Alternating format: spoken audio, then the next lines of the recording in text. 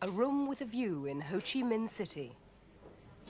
1990 is the year of the tourist in Vietnam, and the campaign's flagship is moored on the waterfront of the Saigon River.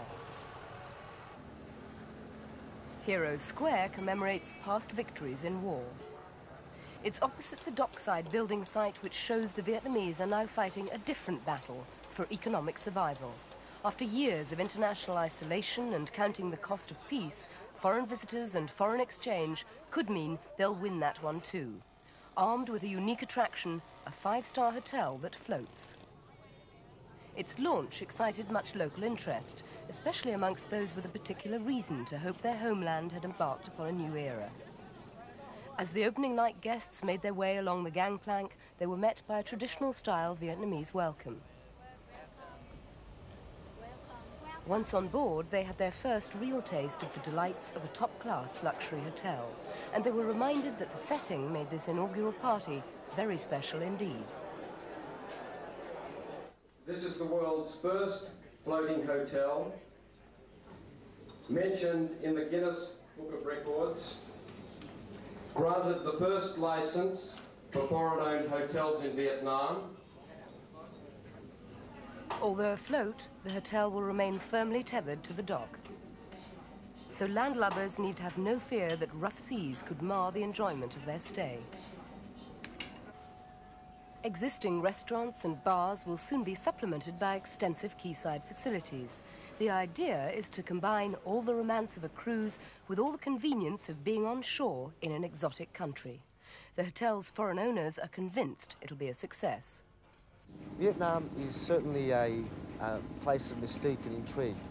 It has the Central Highlands, it has Ho Chi Minh as the cosmopolitan city, what was called the Parisian city of Asia many years ago.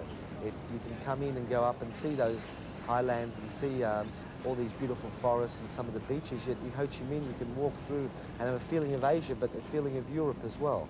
And I believe that more and more people, not only from Asia but from Europe, are saying, let's go to Vietnam, let's go to Ho Chi Minh, let's go to the traditional Hanoi. There's certainly a buzz about this environment. That's why we're here. Despite the name change, there's still plenty of evidence of the old Saigon. Despite the economic malaise, the street markets are still full of goods and customers. From toys and a glittering array of confectionery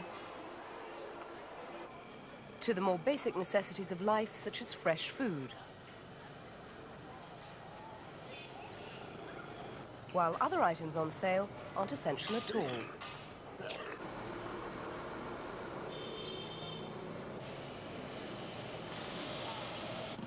Black markets still prosper.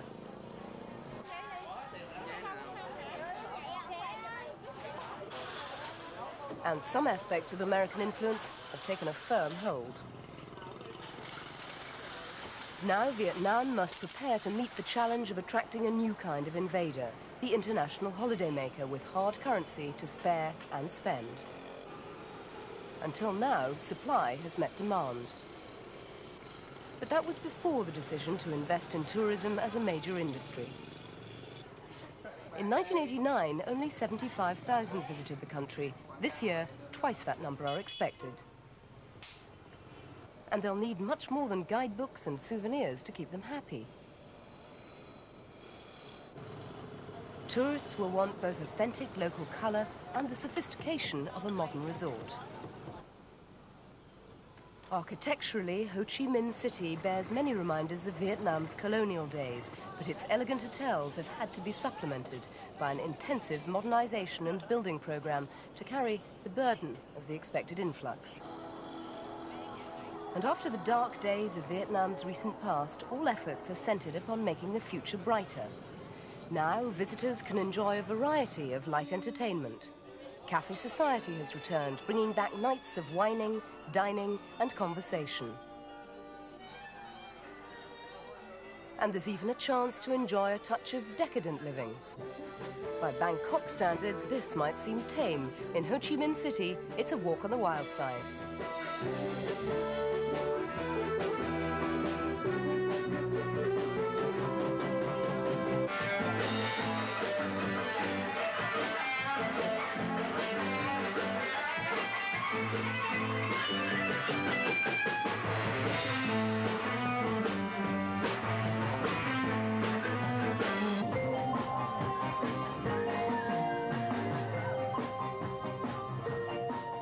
And for those wanting to spend their evenings more quietly, there's always La Bibliothèque.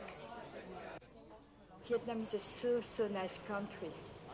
It is a good opportunity to have contact with many people coming from several parts in the world, and this is the best way to really understand our Vietnam today. Have people in Vietnam forgotten the war? Forgot the war? Good question. We never forgot the war, and we hope the war never came back in Vietnam. The years of sacrifice and bloodshed both shaped and scarred the nation. In Ho Chi Minh City Museum, visitors are reminded of the suffering which the people themselves will always remember. Vietnam's learnt to live with the past. Now it invites the world to help make its future peaceful and prosperous. Definitely, Vietnam has opened itself up and it's become a new frontier. I think there's many people that want to come in to see this Vietnam they've heard so much about. So we're very confident about the future of tourism in Vietnam.